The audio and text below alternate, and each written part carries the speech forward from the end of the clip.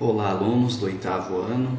Aqui é Leonardo Montes, professor de História, trazendo mais um vídeo para vocês, dessa vez explicando as questões da semana 2, que começa na página 64 da apostila.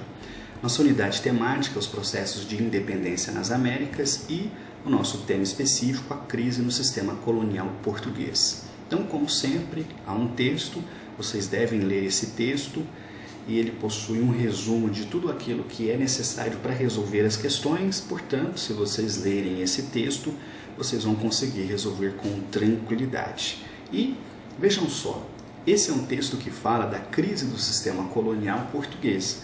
Quando a gente fala sistema colonial, nós estamos falando dessa série de políticas que surgiram no mundo ali no finalzinho da Idade Média, no princípio do renascentismo, e é uma ideia muito simples. Nós, países fortes, países cultos, países mercantilistas, países expansionistas, vamos fundar colônias ao redor do mundo. E basicamente foi isso que eles fizeram. Fundaram colônias nas Américas, fundaram colônias no Oriente, enfim. Onde eles tinham possibilidade de chegar, eles chegaram e colonizaram, isto é, transformaram uma região em parte do seu próprio império. Basicamente isso que quer dizer. Porém, em algum momento, esse processo começa a entrar em crise. Ele não consegue mais se sustentar. E um dos fatores que vai desencadear todo esse processo é justamente as ideias iluministas, que nós vamos falar daqui a pouco.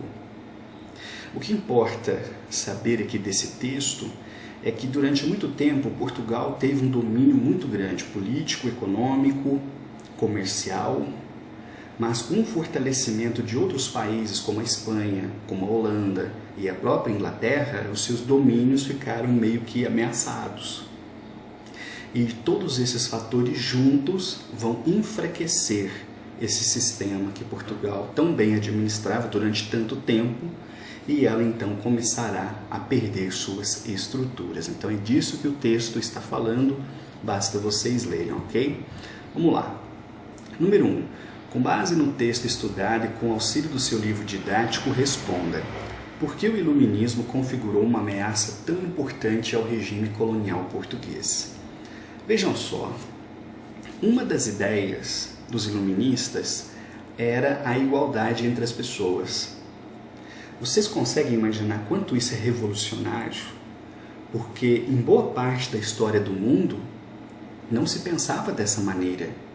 Se achava que os reis tinham um direito natural, que eles tinham sangue nobre. E cada rei, em cada povo, arrumava as desculpas necessárias para convencer a população que eles realmente tinham méritos para estar ali. Quando o iluminismo começa a se espalhar pela Europa, e as pessoas começam a tomar conhecimento dessas ideias que dizem: não, o rei é uma pessoa como a gente. Ele apenas está ocupando um papel de destaque, um papel de importância, mas ele não tem nada de especial, ele não tem sangue azul, ele não é diferente. Então, só essa simples ideia, por exemplo, começa a ameaçar a estrutura dos reinos que havia então na Europa. Os reis começam a temer, porque se essas ideias se espalham e as pessoas começam a acreditar, começam a exigir que seja assim, eles naturalmente perderão os seus poderes. E é isso que aconteceu na Europa nesse período. Um a um, os reis vão caindo para dar lugar a regimes como, por exemplo, a democracia. Então, olha só, é isso que essa questão quer saber. Por que o iluminismo ele foi uma ameaça tão importante para a colônia? Aliás, uma ideia tão importante que ameaçou, o sistema colonial português. Vamos para B. De que forma a Revolução Industrial contribuiu para aumentar a crise em Portugal? Muito interessante. Vocês vão ver que Portugal e Inglaterra tinham uma relação comercial e de amizade muito forte e duradoura. A Revolução Industrial ela vai surgir na Inglaterra, portanto a Inglaterra vai se industrializar e vai começar a vender produtos manufaturados, isto é, produtos transformados. Então, por exemplo, é apenas um exemplo, ok? Ela poderia, por exemplo, comprar madeira e vender móveis de madeira, entende? Então, esse processo dá muito destaque e força para a Inglaterra. Então, de que maneira isso serviu para aumentar a crise em Portugal? E essa pergunta é um complemento dessa aqui. O que foi o Tratado de Methuen? Não sei se é assim que fala, aliás, em história não se preocupem em guardar datas ou pronunciar corretamente os nomes. O que importa é que vocês entendam o contexto e as mudanças que surgiram daí.